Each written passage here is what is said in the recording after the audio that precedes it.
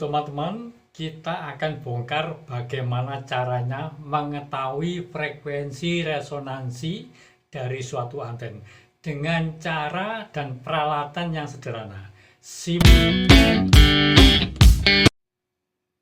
Assalamualaikum warahmatullahi wabarakatuh. Teman-teman, kita jumpa lagi. Dalam postingan kali ini saya akan memperagakan cara mengetahui frekuensi resonansi dari antena. Misalnya ini antena untuk 11 MC dan ini antena untuk 40 meter band atau di 7 MC.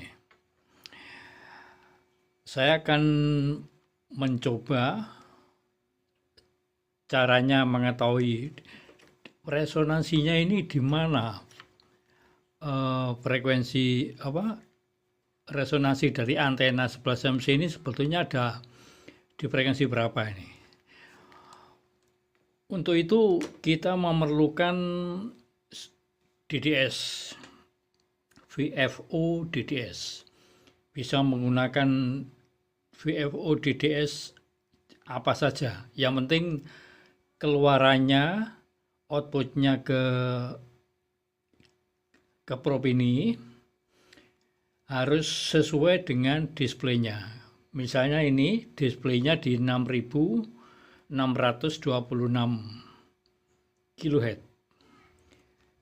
Keluarannya di sini harus sama. Jadi antara display dan outputnya sama.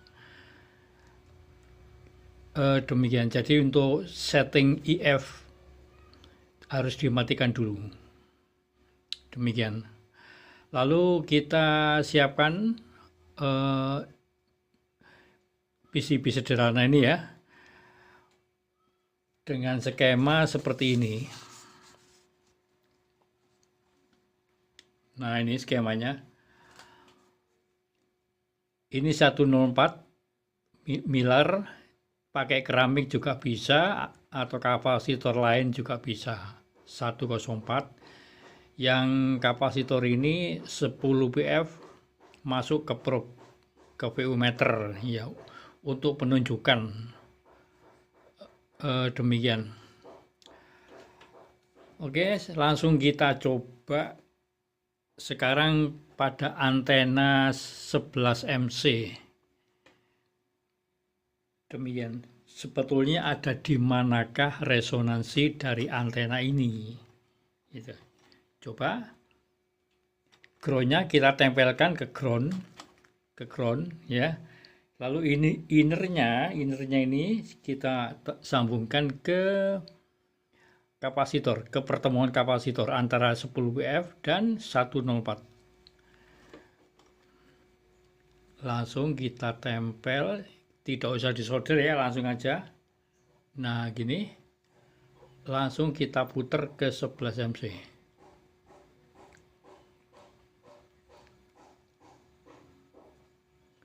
Terlalu maksimal, kita turunkan dulu.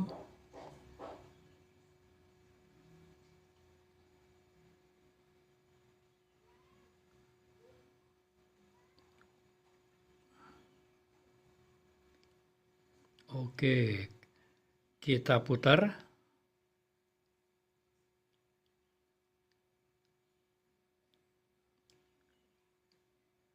Ternyata ada di 10, sebentar lepas. Antena ini resonansinya ada di 11.026 ya, di 11.026. Ini kenapa bisa begitu?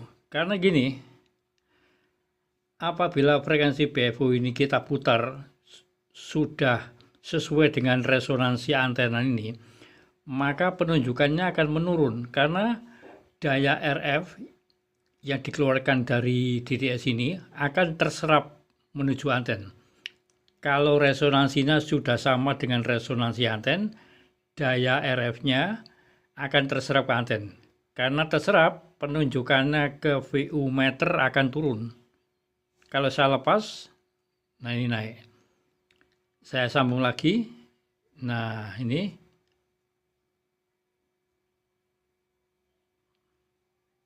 Nah, ini paling resonan itu di 11.026.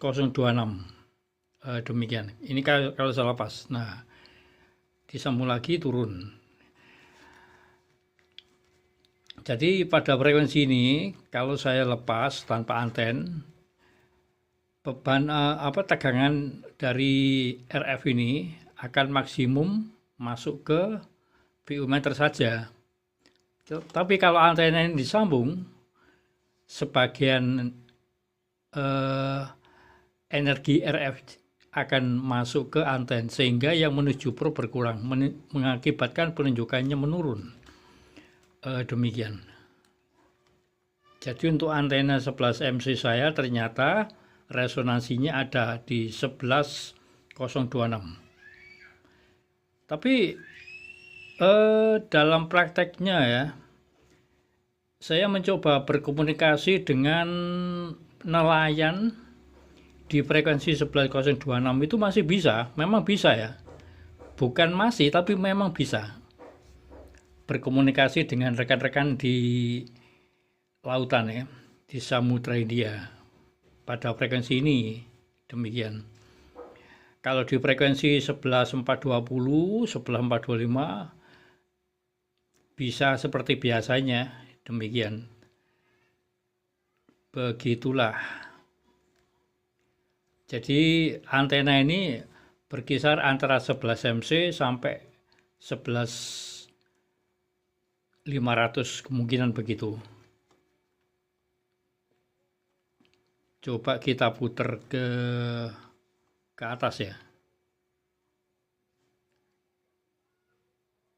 Oh ya, masih bisa. Ke 12 bisa. Ternyata bisa. Tapi yang paling maksimum penyerapannya adalah di 11.026 ya.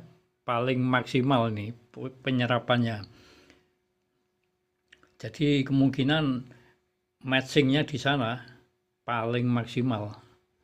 Demikian. Oke, kalau demikian kita coba ke antena 7 MC ya. Coba antena 7 MC 40 meter band. Di manakah frekuensi resonansinya sebetulnya di mana? Coba kita tempel. Kita putar ke 7 MC dulu.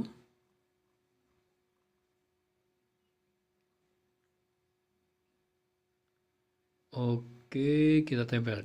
Nah,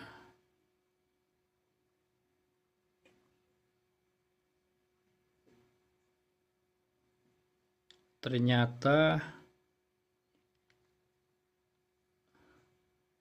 ada di 6726 ya. 6726. Waduh, ini tangan saya bergetar karena pegel nih. Tangan saya agak pegal-pegal.